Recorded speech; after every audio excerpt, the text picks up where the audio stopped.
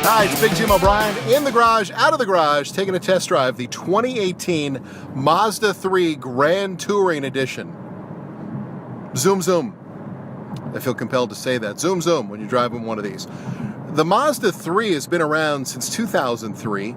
This refresh is, 2013, I think? And they've done some things to it, little details. But at the end of the day, what makes a Mazda is the way it drives. The Sky Active thing, which I never really understood Sky Active. I still really don't. I still think that's the thing that Arnold Schwarzenegger had. Wasn't that? And what they were trying to fight in the Terminator? From my understanding, what it does, it ties everything together in the car as far as the driving of it. And that is where the Mazda 3 shines, unlike any car. First of all, I got to tell you the price point.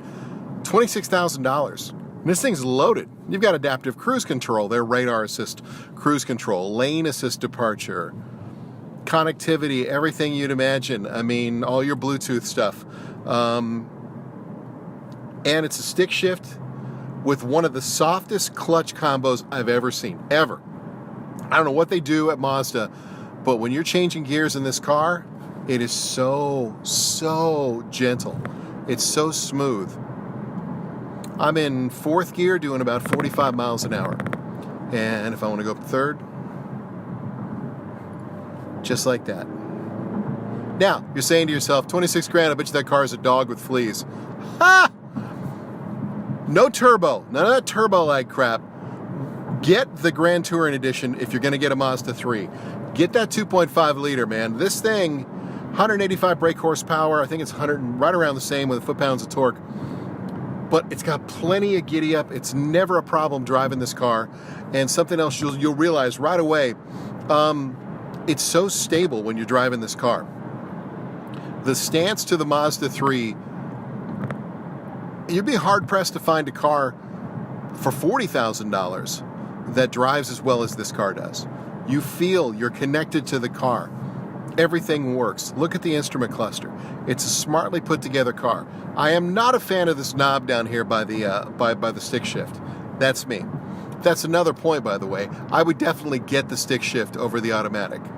You save some money, and you know what? The way this car drives, get the stick. It is worth it. This is a hatchback. Can you get a little extra in the back there? Absolutely. A ton? Not really, but it's functional, and that's what you want, right? There is very, very, very little wrong with the Mazda 3, and everything you touch on with this car is cosmetic and minor.